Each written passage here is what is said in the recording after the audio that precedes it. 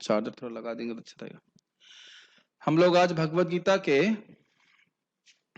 15वें अध्याय पुरुषोत्तम योग के दूसरे श्लोक के चर्चा कर रहे हैं। कल उस बरगद के वृक्ष की चर्चा हुई जो बंधन का कारण है, तो उसी की चर्चा को आगे बढ़ाएंगे। मेरे पीछे कोई भक्त बोल सकते हैं माइक पे।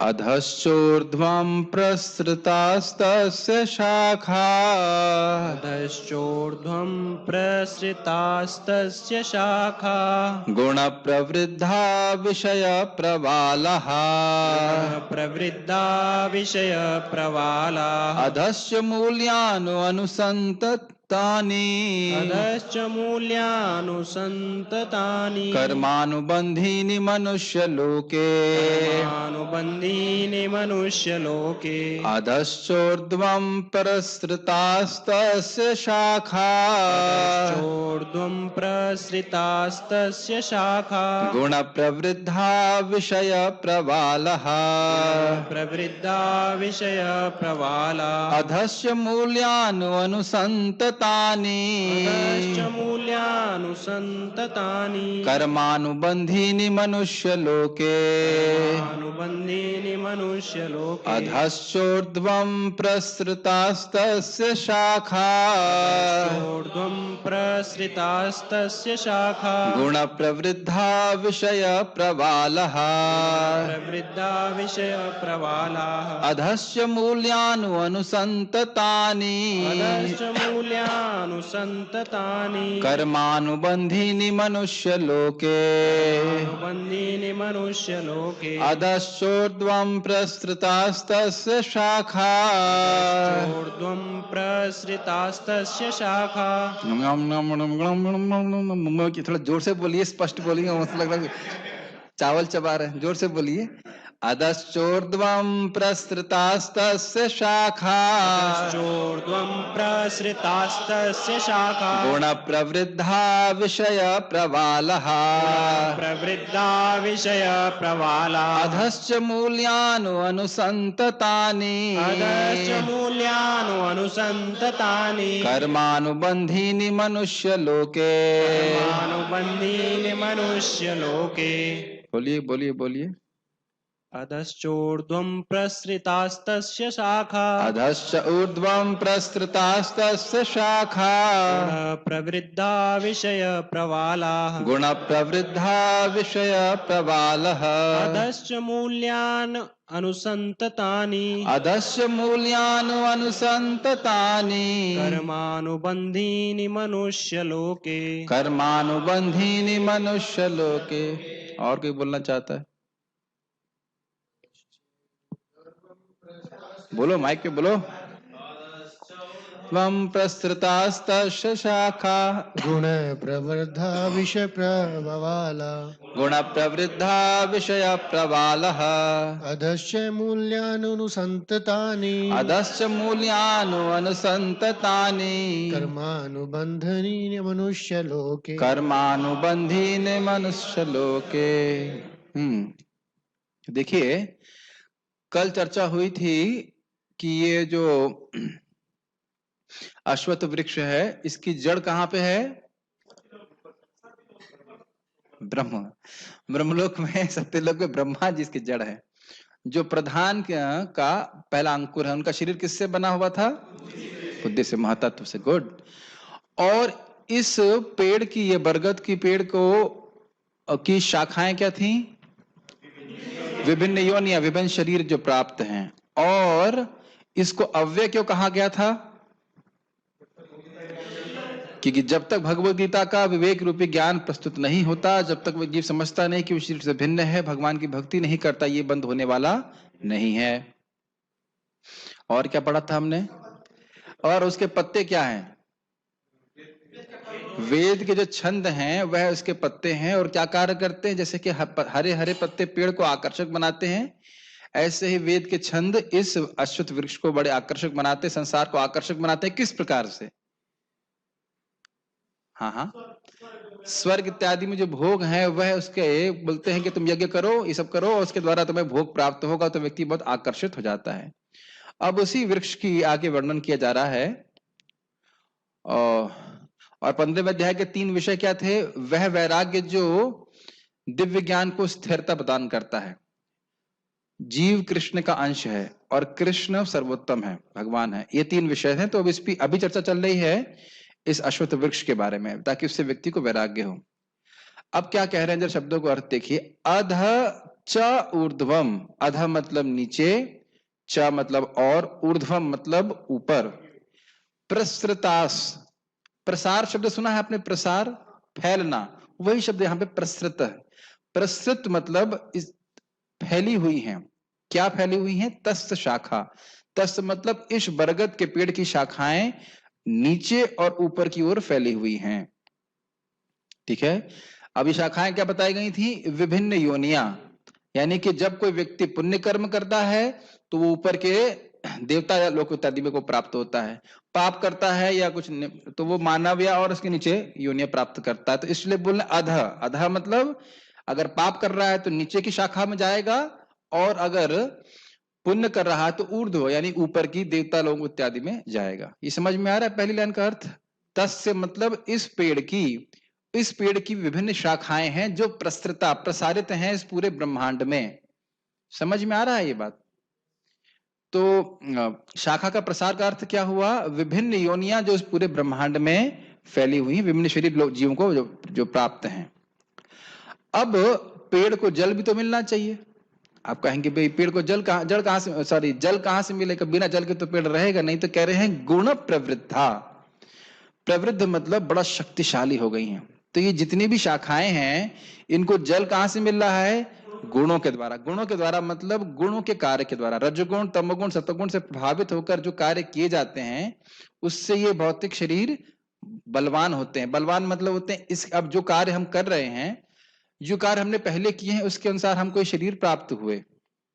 अब जो शरीर प्राप्त हुए हैं उसके अनुसार फिर हम भौतिक कार्य कर रहे हैं, फिर से क्या मिलेगा? अगले शरीर मिल जाएंगे। समझ में आ रहा है कि नहीं आ रहा है? पहले जन्म में जो हमने कर्म किए हैं उसके अनुसार ये शरीर प्राप्त है। अब जिसको पता नहीं है कि भगवान की भक्ति करनी चाहिए तो वह तो स्वाभाविक रूप से भोग के लिए ही कार्य करेगा। वो थोड़ा ना भगवान की भक्ति करेगा, जप करेगा। अब जैसे मान लीजिए कोई व्यक्ति है जो अज्ञान में है, वो समझेगा, वो नहीं समझ पाएगा कि हम यहाँ भगवत गीता की चर्चा कर रहे हैं तो कैसे ये गुणों का कार्य नहीं है, कैसे ये गुणों का कार्य नहीं है, ये सामान्य व्यक्ति को समझ में नहीं आएगा। किस प्रकार से भगवान की वाणी की चर्चा करके हम लोग कर्म बंधन से मुक्त हो रहे हैं, ये उसको नहीं दिखाई पड़ेगा, तो अंतर ही नहीं समझ पाएगा। और अंतर छोड़ दीजिए, लोगों को पता ही नहीं कि भगवत गीता का प्रवचन होता क्या चीज है, भक्ति है क्या चीज।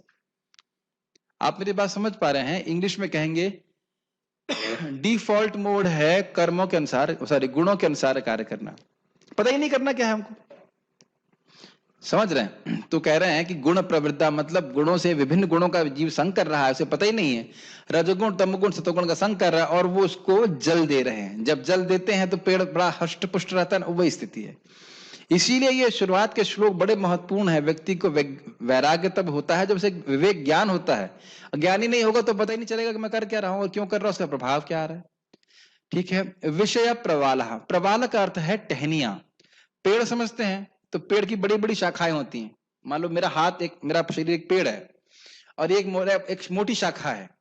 उस शाखा के आगे जो उंगलियां मान के चली लगी हुई हैं वो एक टहनी की तरह। समझ रहे हैं? तो कहने जो इंद्रिय विषय है, इंद्रिय विषय मतलब ज्ञान इंद्रियों के विषय यानी कि देखने का, सुनने का, छूने का, चखने का और सूंघने का, ये जो विषय हैं ये इनके टहनियां हैं। और टहनी क्यों बोल रहे हैं? क्योंकि ये टहनियां इंद्रियों के सीधे संपर्क में आती हैं। आंख सीधे रूप के संपर्क में आती है कि नहीं आती? कान सीधे सीधे शब्द के संपर्क में आता है कि नहीं?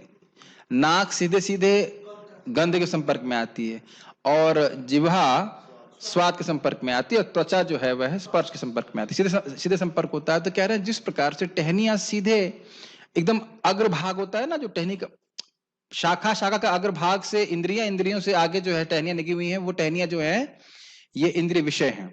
इंद्रिय विषय क्योंकि इंद्रियों के सीधे संपर्क में आते हैं और जीव को भोग प्रदान करते हैं। भोग ऐसे प्राप्त होता है कि नहीं होता? कैसे प्राप्त होता है? आंख से कोई रूप देख लिया, कान से कुछ सुन लिया, इस प्रकार से अपनी जो 5 ज्ञानेंद्रियां हैं, जब वह अपने विषयों के संपर्क में आती हैं तो जीव को लगता है बड़ा अच्छा लग रहा है।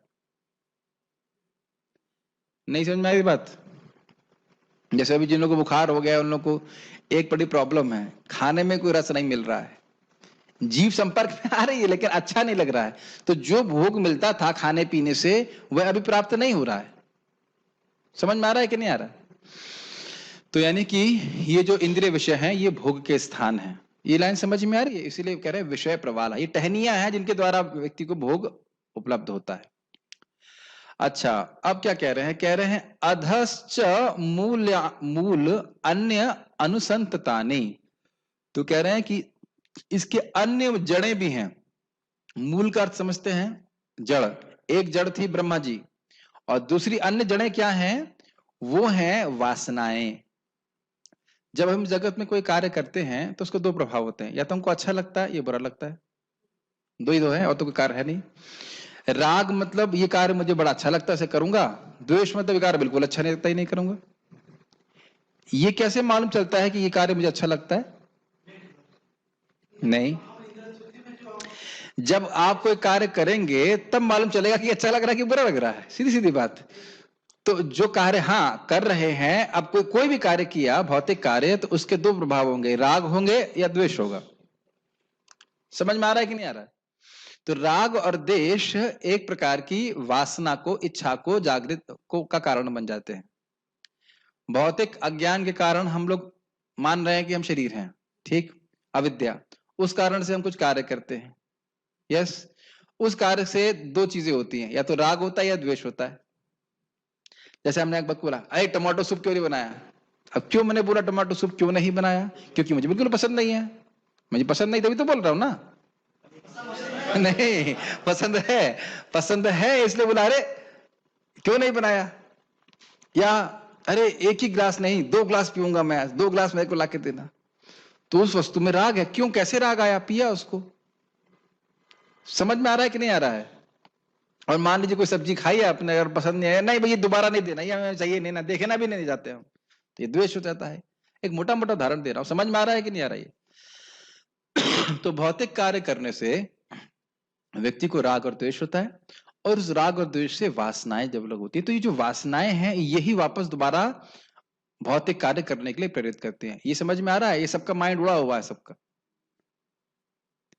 ये सारी चीजें बड़ी टेक्निकल हैं, लेकिन इसको देखना चाहिए अपने जीवन में, एकदम जीवन में घटित होते आप देख सकते हैं। तो अब ये वासना क्या करेगी? ये जड़ बन जाएगी, मूल बन जाएगी अगली शाखा के लिए, अगले शरीर के लिए। इसीलिए बोल रहे हैं कर्मानुबंधिनी मनुष्य लोके। ये राग और द्वेष जो हैं ये जड़ बन जाते हैं, इस कारण से जीव उसके अनुसार कार्य करता है और बंधन में पड़ता जाता है। लेकिन भक्त लोग कैसे मुक्त होते हैं? वह राग द्वेष के अनुसार कार्य नहीं करते। राग द्वेष विमुक्तस्तु विषयान इंद्रियश्चरण आत्म वैशेर विधेय आत्मा प्रसादम अधिगच्छति।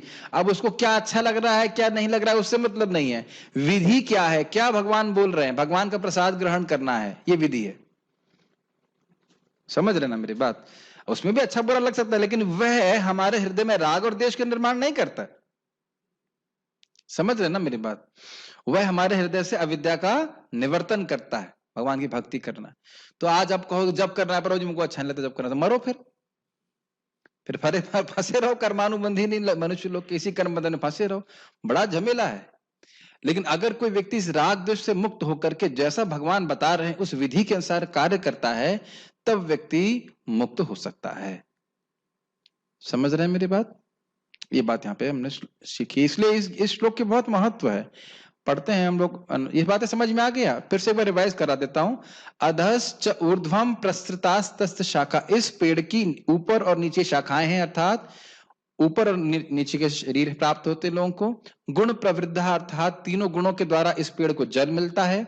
तो यानी कि अगर हम गुणों का संग करना दूर कर दें, दूर हो जाएंगे, तो यह पेड़ को जल मिलना बंद हो जाएगा।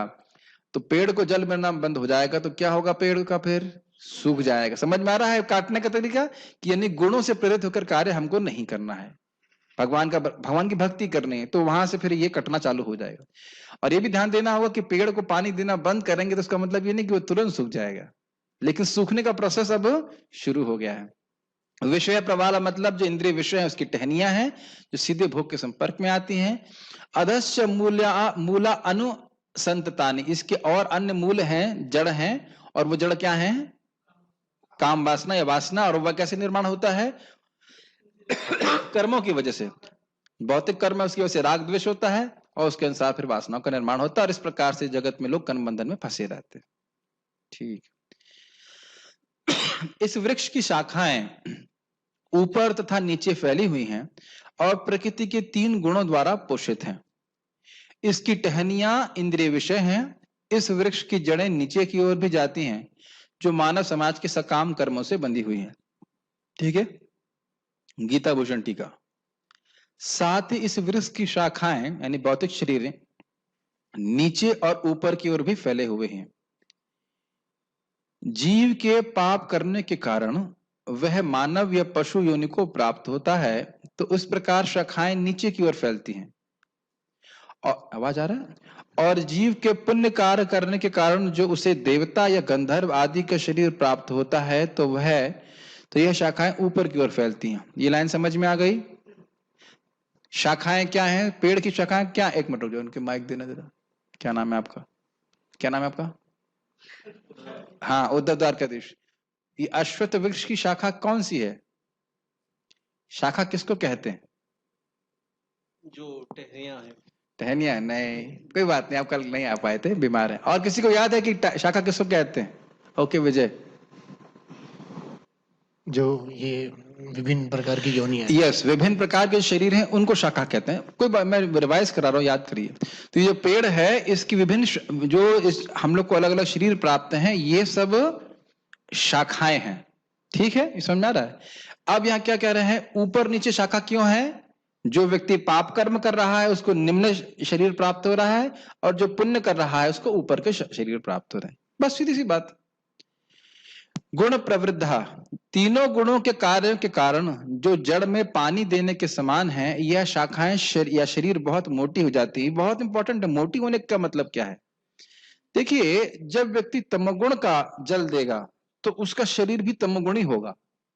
ये एक ही प्रकार का शरीर नहीं होता है सबका। रजोगुणी अगर जल देगा, अगर मुख्य रूप से, तो रजोगुणी शरीर होगा, और सतोगुणी मतलब जल देगा तो सतोगुण शरीर का प्राप्त होगा। मैं तो अभी अनुभव किया कि जो बुखार उखार हुआ 8-7-8 दिन सोते रहे, तमोगुण का ही संग करते रहे, तो उससे बुद्धि एकदम डल हो गई थी।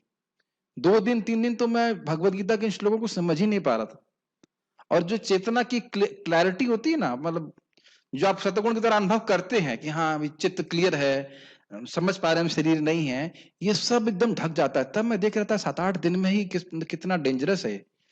हम तो अनादिकाल से लगे पड़े हैं तमोगुण रजोगुण का संग करने के लिए। बहुत डेंजरस है ये। बहुत आपको हमको प्रयास करना पड़ेगा, खूब साधना करना पड़ेगा। भगवत गीता पढ़ना, क्या खा रहे हैं उसका विशेष ध्यान रखना, भगवान का प्रसाद ही ग्रहण करें, क्या बोल रहे हैं, क्या सुन रहे हैं, इन सब के द्वारा हमारे हृदय में गुणों के द्वारा ये पोषण प्राप्त होता है। मेरी बात आप समझ पा रहे हैं? इसलिए बीमार पड़ना बड़ा डेंजरस है। बीमार पड़ने से व्यक्ति के बड़ा मोस्टली तमोगुण में चला जाता है। तो ये मोटी होने का कारण समझ पा रहे हैं? जो असुर इत्यादि लोग हैं, राक्षस हैं, वो तमोगुण का संग करते हैं, तो उनकी जो है शरीर है, उनका चित्त है, वह उसी प्रकार के गुणों के द्वारा प्रवृद्ध हो जाता है। क्या कह सकते हैं, तमोगुण में ढलता चला जाता है। यस, इस वृक्ष की टहनियां हैं इंद्रिय विषय यथा शब्द स्पर्श आदि। तो मैंने व्याख्या किया था, शब्द आदि इंद्रिय विषयों को प्रवाल या टहनी इसलिए कहा गया है क्योंकि वे इंद्रियों के सीधे संपर्क में रहते हैं। जैसे उपशाखाएं शाखाओं के अग्रभाग से सीधे जुड़ी रहती हैं, और साथ ही क्योंकि यह टहनियां भोग का स्थान होती है। ये लाइन समझ में आ रही है? जैसे मान लीजिए ये मेरा हाथ है, अब इससे मेरा ये अंगूठा है, तब ये अंगूठा एक प्रकार की टहनी हो गई, तो ये मुख्य शाखा हो गई। इसके अग्रभाग पर ये बहुत सारी शाखाएं जुड़ी हुई हैं, ये 5 हैं मान के चलिए। तो ये कौन सा है? शब्द, रूप, रस, गंध और स्पर्श। तो इस प्रकार से ये जुड़ी हुई हैं, और यही पे भोग का स्थान है। ये भोग का स्थान कैसे है? आकाश पता है? कौन भोग का स्थान किस प्रकार से समझ में आ रहा है? क्या है? कौन है भोग का स्थान? माइक पे दीजिए इनको। भोग का स्थान कौन है और वो कैसे है? कौन सी टहनियां? ये जो मेन मुख्य शाखाएं से जो ये जुड़ी हुई है। हाँ, तो क्या जुड़ा हुआ है? कौन सी, किसको मुख्य, किसको टहनी कहा जा रहा है? टहनी जैसे इंद्रिय भोग जो है ना, जैसे स्पर्श, गंध, ये सारी चीजों। हाँ, इंद्रिय विषय जो भोग है प्रदान करने वाले हैं, उनको टहनी कहा जा रहा है। आंख से कोई व्यक्ति कुछ देखता है, कान से कुछ सुनता है, इस प्रकार से, और इस प्रकार से वह सुख का अनुभव करने का प्रयास करता है। एक इंटरेस्टिंग बात अभी मैं एक बहुत अच्छा सेमिनार महाराज का सुन रहा था, भानु महाराज का। बड़ा अच्छा बात बोले कि भौतिक कार्य केवल एक ही है, सुख की प्राप्ति और दुखों से निवृत्ति, बस, और कोई कार्य नहीं है। इस जगत में केवल एक ही उद्देश्य कार्य किया जा रहा है, हमें किसी तरह सुख मिल जाए और हमारे दुख निवृत्त हो जाएं, और तीसरा कोई कारण है? और कोई भी वस्तु या कोई भी व्यक्ति अगर इस प्रकार का प्रलोभन देता है कि तुम्हें उससे सुख मिल जाएगा या तुम्हारे से दुखों की निवृत्ति हो जाएगी, तो हम बड़े आकर्षित हो जाते हैं कि यही तो करना है हमको। कभी सोचा आपने? पूरी जिंदगी हम केवल एक ही कार्य कर रहे हैं, सुख चाहते हैं और चाहते हैं कि दुख निवृत्त हो जाए। तीसरा कोई कार्य करते हैं? जरा बताइए, चैलेंज दे रहा हूं मैं तो। लेकिन ये पता नहीं कि सुख मिलेगा कहां और दुखों की निवृत्ति कैसे होगी। और आप जानते हो कि जितना व्यक्ति भगवान की भक्ति से दूर रहता है उसी कारण उसको दुख प्राप्त हो रहा है, ये जानते ही हैं आप। तो जो भगवान की भक्ति करेगा तब जाकर के वो वाकई सुखी हो सकता है। लेकिन कितना अमेजिंग है ना, हमको पता ही नहीं है कि पूरा जीवन केवल हम एक ही उद्देश्य कार्य कर रहे हैं। बहुत सिंपल सी बात है लेकिन है बहुत गंभीर। केवल एक ही उद्देश्य है। क्या उद्देश्य है? सुख चाहते हैं और दुख नहीं चाहते। और सुख कैसे मिलेगा? इंद्रिय तृप्ति करके। भौतिक इसमें यही सोल्यूशन लोगों को लगता है। तो इसी, और इसमें सहायक क्या है कि टहनी हमारी बड़ी सहायक है। आंखों से कुछ सुंदर देख लेंगे, ये कुछ कर लेंगे, लेकिन दिक्कत क्या है इसमें कि ये सारे सुख जो हैं, भौतिक सुख, ये आत्मा को टच नहीं करते। ये लाइन समझ में आ रही है? भौतिक कुछ देख लिया, कुछ सुन लिया, कुछ सूंघ लिया, कुछ खा लिया, इससे आत्मा को संतुष्टि प्राप्त नहीं होती। ये प्रॉब्लम हो रही है। अच्छा, एक और प्रश्न है कि ये इच्छा आती क्यों है कि मैं सुख चाहता हूं और दुख नहीं चाहता हूं? ये इच्छा क्यों आती? माइक पे बोलिए। आत्मा का स्वभाव है कि दुख नहीं चाहता है और सुख चाहता है। आत्मा, सही कह रहे हैं, आत्मा क्योंकि सच्चिदानंद है, इसके लिए सुख की अभिलाषा करना उसके लिए स्वाभाविक है, लेकिन वो है गलत जगह पे। इस कारण से ये जो इच्छा है कि मैं सुख प्राप्त कर लूं भोग इकट्ठा करके, ये बिल्कुल गलत है। ठीक है, हाँ प्रभु। आपने कहा कि जो भौतिक सुख है आत्मा को संतुष्ट नहीं कर रहा है। संतुष्ट नहीं, स्पर्श ही नहीं करता है। स्पर्श ही नहीं करता है। तो फिर जो सुख हमें महसूस होता है किसको होता है? मतलब देखिए, अनुभव तो आत्मा ही करती है, क्योंकि चेतना, जो अनुभव करने की शक्ति वो आत्मा की है। लेकिन हो क्या रहा है, मन की अनुकूल और प्रतिकूल प्रवृत्तियों को हम अपना सुख और दुख मान ले रहे हैं। मन किसी बात को अच्छा मानता है। जैसे अभी थोड़ा एक एसी चल रहा है पीछे, अगर पीछे किसी को बुखार होता तो उसे बड़ा खराब लग रहा होता, और जिसको बुखार नहीं है उसको बहुत अच्छा लग रहा है। तब एसी सुख का कारण है आप ये नहीं कह सकते। अगर एसी सुख का कारण होता तो सभी को अच्छा लगना चाहिए था, है ना? अभी कुछ दिन पहले जब क्लास किए थे, लास्ट टाइम क्लास हो रही, तब हम लोग बुखार से पीड़ित होना शुरू हो गए थे, तब एसी बड़ा खराब लग रहा था। हम सोचते ये बहुत अच्छी लगेगी वस्तु खाने में, ये खाऊंगा, ये खाऊंगा, और खाना शुरू करते हैं, फिर अपने पेट भर जाता, कहते हैं अरे नहीं, बस बस बस बस और नहीं चाहिए। तो क्या वो वस्तु वाकई सुख का कारण है? तो वास्तव में वो सुख है ही नहीं, उसको वो सुख नहीं है, केवल मन उसको मान लेता है। ये बहुत बड़ी बात है। अगर हम इससे समझ सकें तो बिल्कुल माया से बचने का प्रबल साधन हो जाएगा। ये मन मान रहा है कि मैं सुखी हूं। अब मैं और जगह खोल के कुछ नहीं बोलना चाहता हूं, लेकिन जितने भी इंद्रिय विषय हैं, कुछ सूंघने के, कुछ छूने के, उन सभी में मन सोच रहा है कि मैं सुखी हूं। सॉरी, मन सुखी हो जाएगा ऐसा उसकी, इंग्लिश में कहेंगे होप, हिंदी में कहेंगे आशा होती है। मेंटल कॉन्कॉक्शन फैक्ट्री, ये एक मानसिक धारणा मात्र है कि मैं किसी संबंध से या किसी भौतिक सिचुएशन से सुखी हो जाऊंगा। जैसे मछली सोचे पानी से बाहर रहकर के मैं किसी तरह सुखी हो जाऊंगी, तो यह उसकी मनोधारणा मात्र है।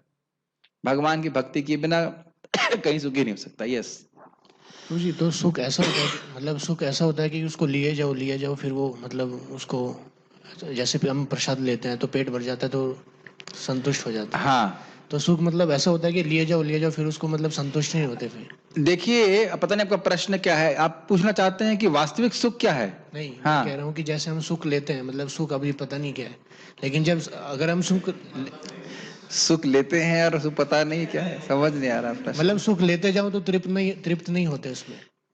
देखिए अब मैं समझ पा रहा हूँ, शायद आप कह रहे हैं कि वास्तविक सुख क्या है। देखिए वास्तविक सुख क्या है? सुखम आत्यंतिकम यत्तद बुद्धि ग्राह्यम अतीन्द्रियम वेति यत्र न चैवायम स्थितश्चलति तत्वतः।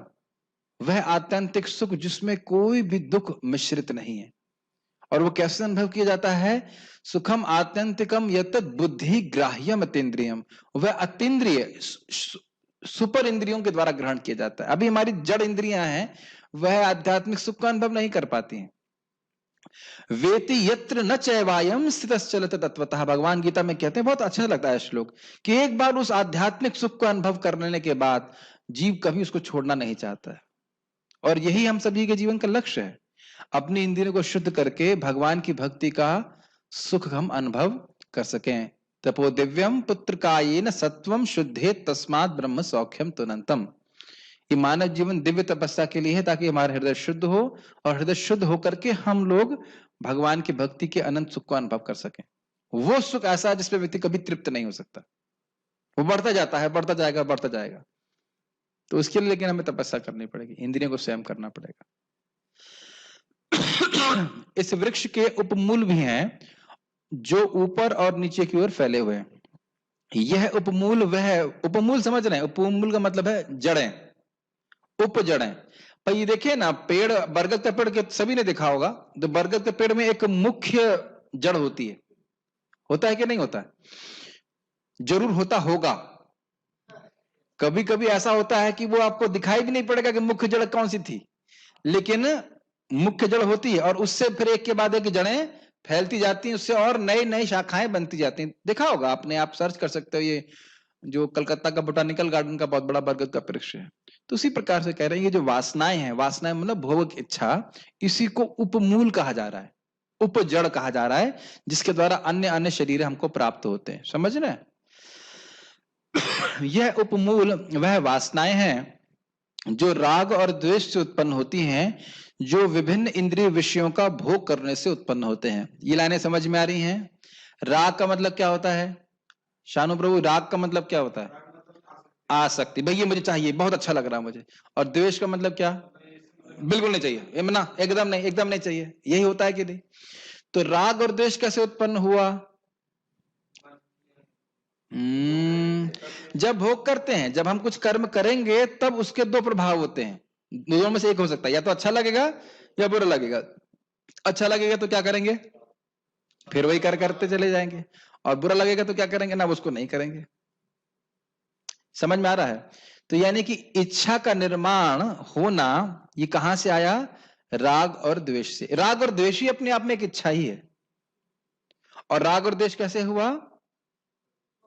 भौतिक भोग करने से। तो यही बात बोल रहे हैं कि जो वासनाएं हैं, ये जड़ें कहां से उत्पन्न हो रही हैं?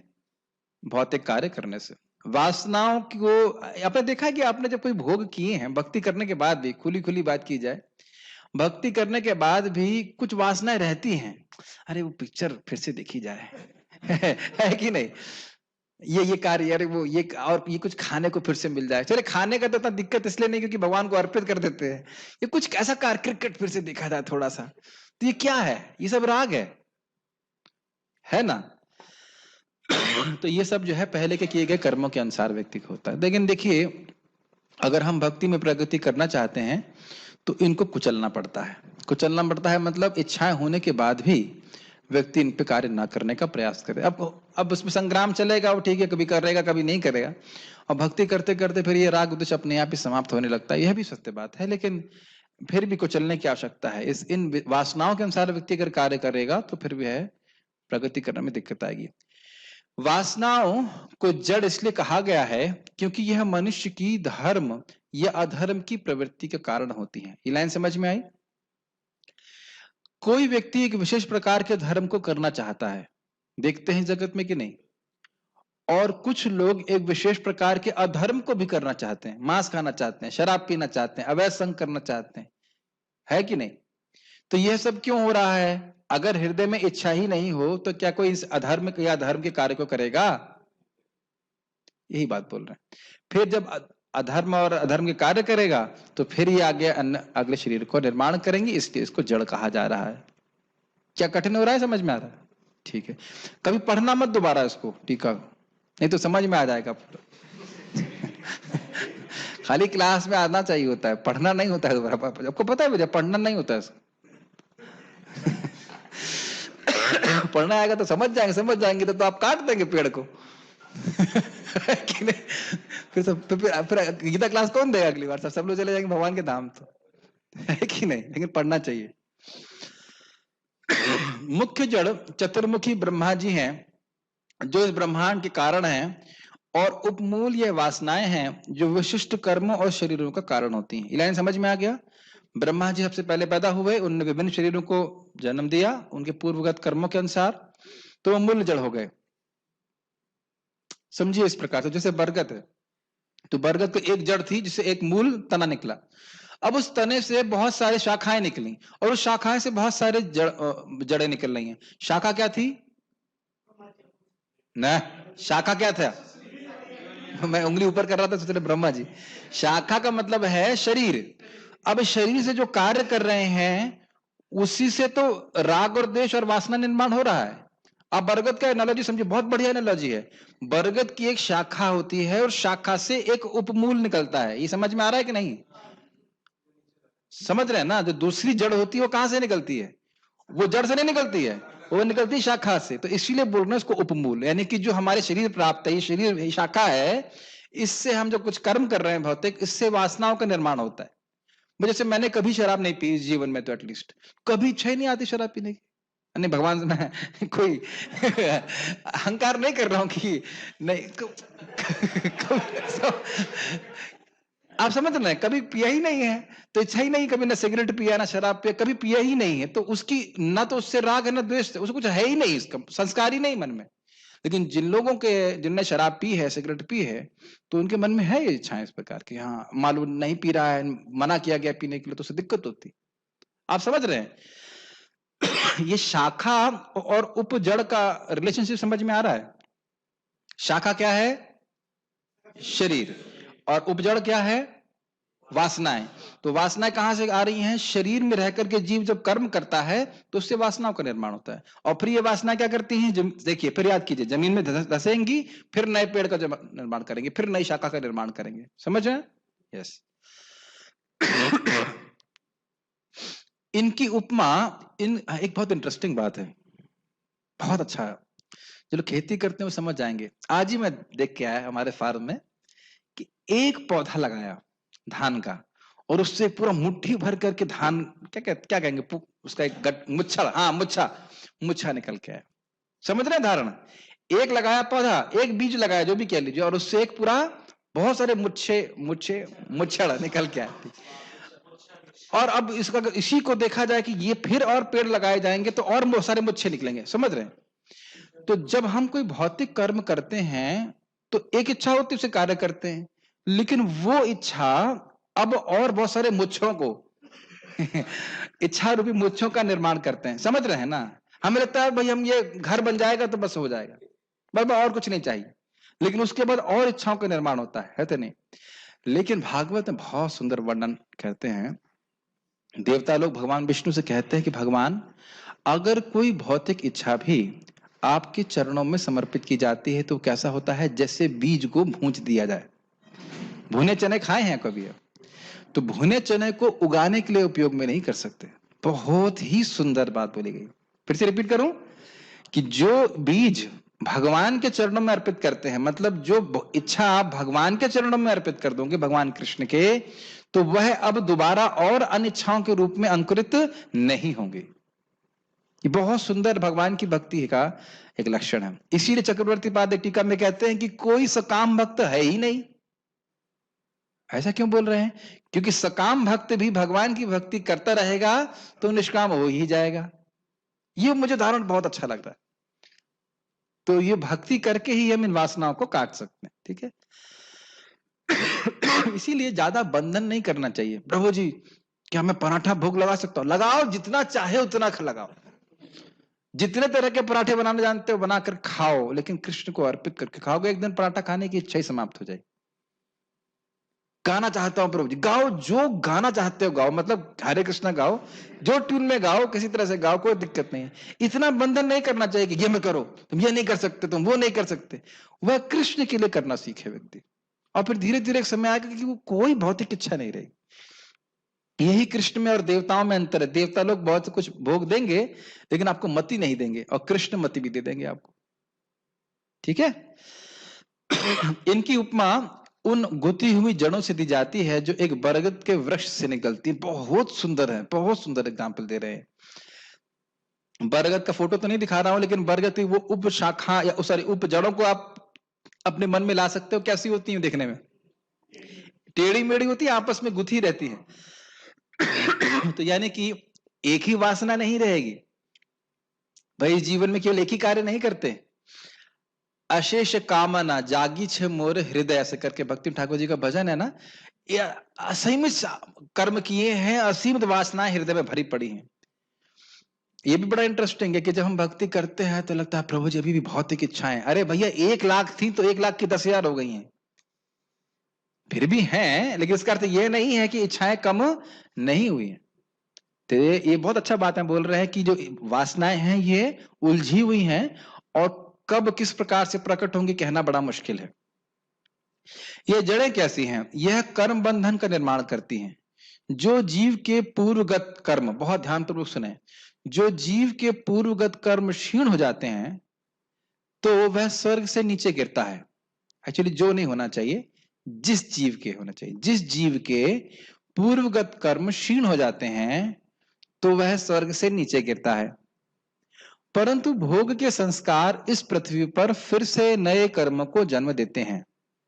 ये लाइन समझ में आई? भाई व्यक्ति स्वर्ग पहुंचा कैसे? कैसे पहुंचा स्वर्ग? इस जगत में पुण्य कर्म करके। अच्छा, पुण्य कर्म किए क्यों थे? स्वर्ग प्राप्ति के लिए।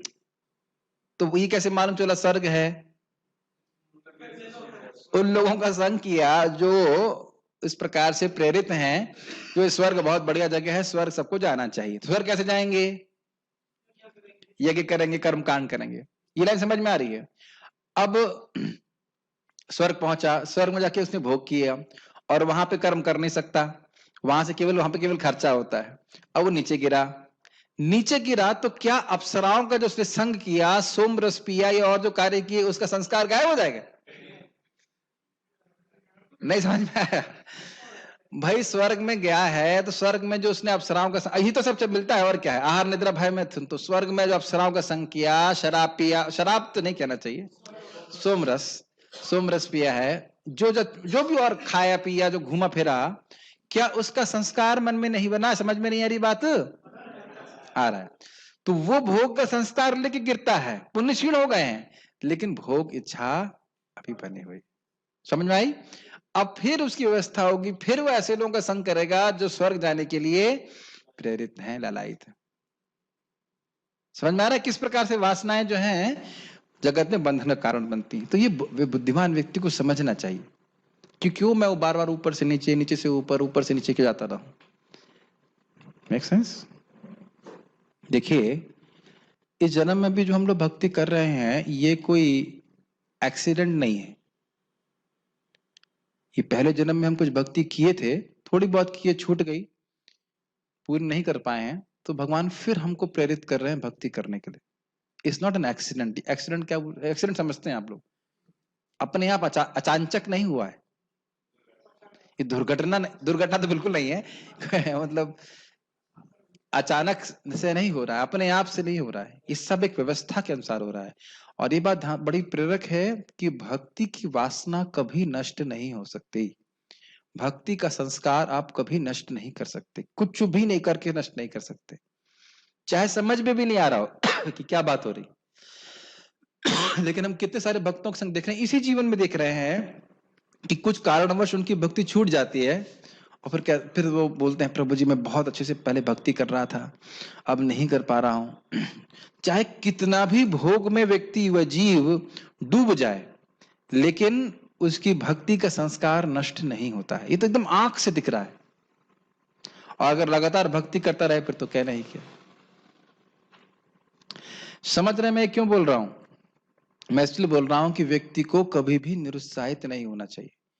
हो सकता है कि पहले के संस्कार के कारण, कुछ भी कारण की वजह से भक्ति छूट जाए उसकी कुछ समय के लिए, लेकिन ये याद रखना चाहिए कि भक्ति का संस्कार फिर पनपेगा, बस समय की बात है, भक्तों के संग की बात है।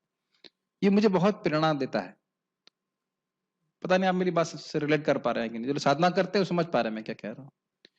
कभी भी भक्ति का संस्कार नष्ट नहीं होता। आप सुबह उठ के जप कर रहे हैं, भक्ति कर रहे हैं, भागवत गीता पढ़ रहे हैं, ये कभी नष्ट नहीं होगा।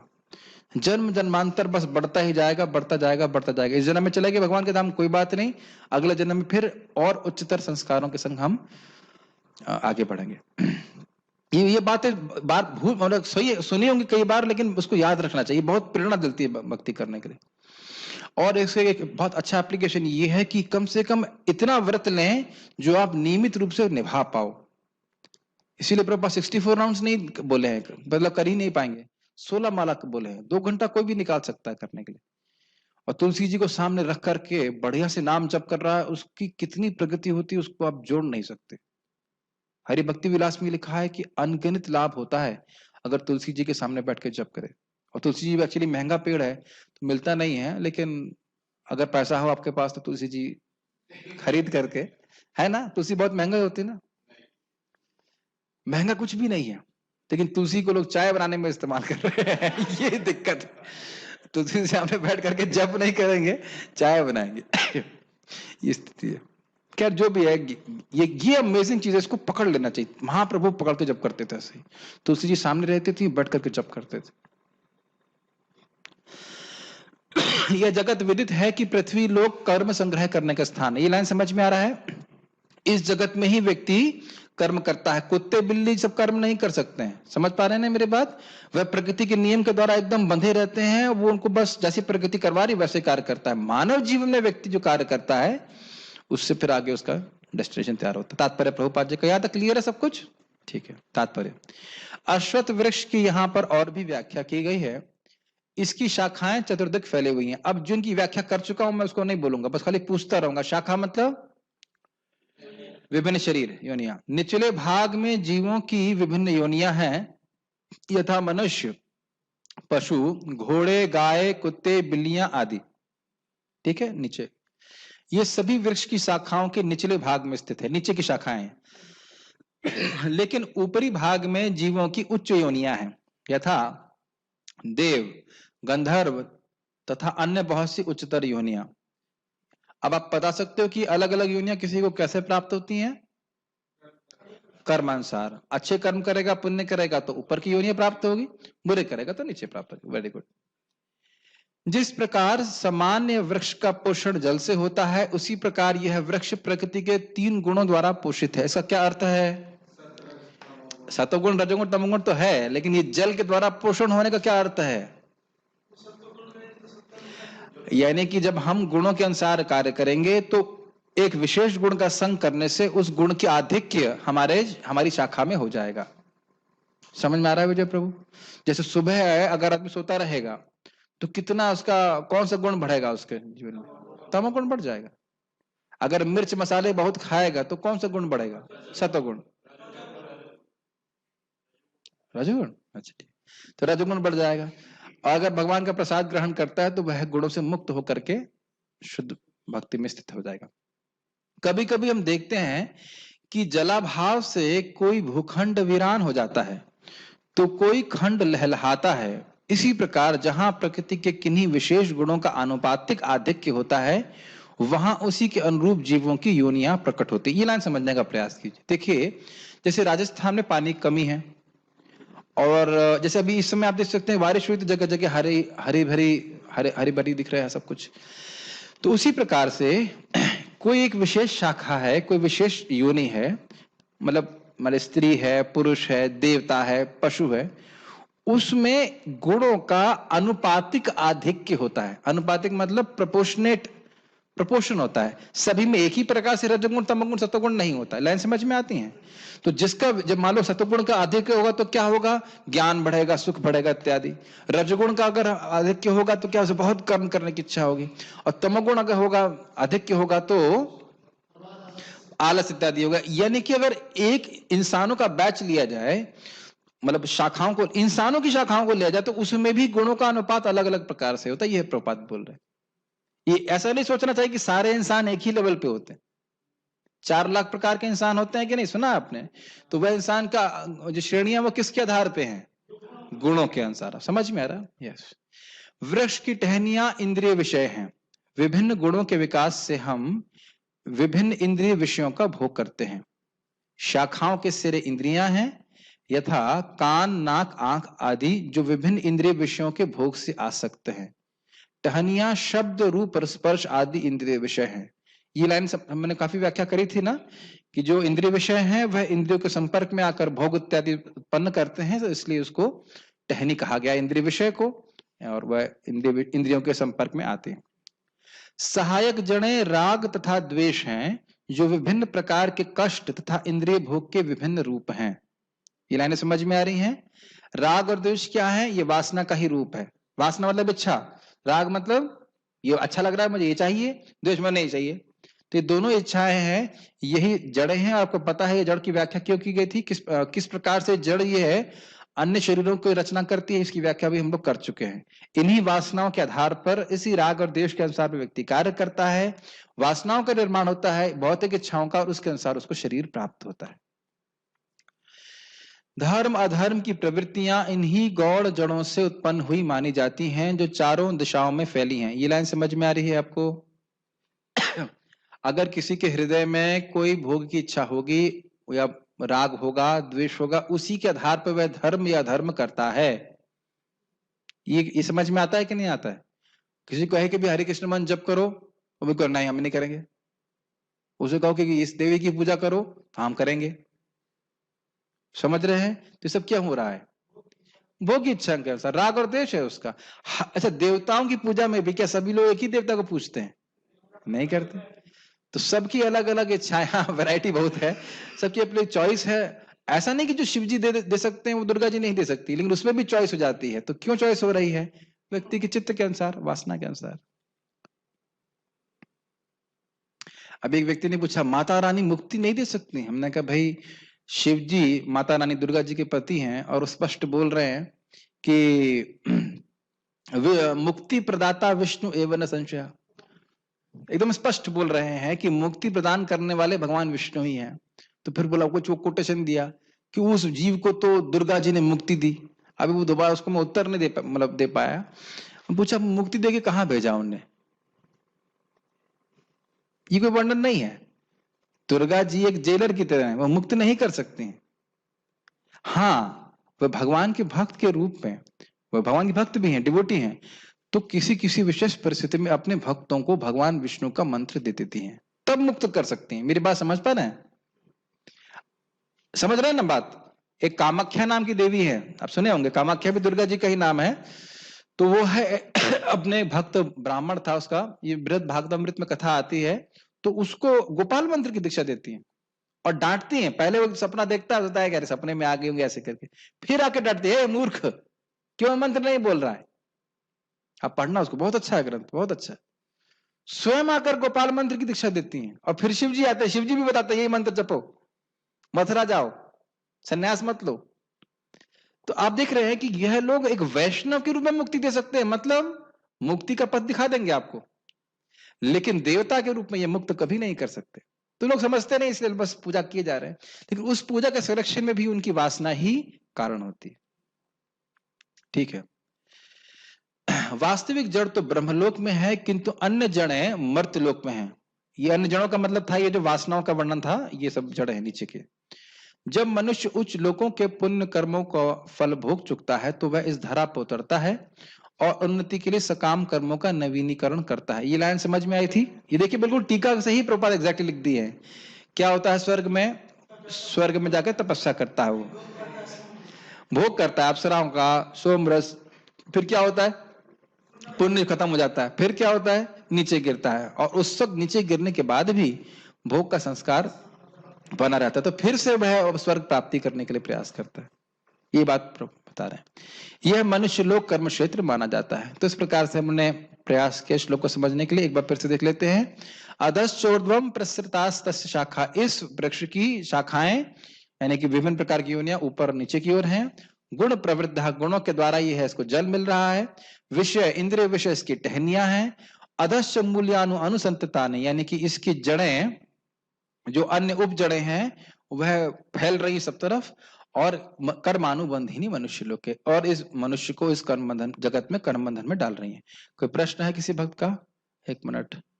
मेडिकल का स्टूडेंट हूं जिसमें पढ़ाया गया है कि कैप्सूल जिलेटिन का बना होता है और जिलेटिन एनिमल रही कह रहे हैं कि बेसिकली जिलेटिन खाना चाहिए कि नहीं खाना चाहिए, क्या इससे नॉन वेजिटेरियन को बढ़ावा मिलता है? हाँ मिलता तो है, लेकिन जिलेटिन पता नहीं क्या होता है, लेकिन शायद सुना है मैंने इस प्रकार से कि जिलेटिन जो है वह वेजिटेरियन जिलेटिन भी होता है। अब पता नहीं कि उसका क्या मुझे कारण है, उसकी डिटेल मुझे पता नहीं है। और प्रश्न देख लिखते हैं। यह अश्वत्थ वृक्ष भौतिक शरीर एवं भौतिक संसार दोनों के लिए समान रूप से उपयुक्त किया गया है।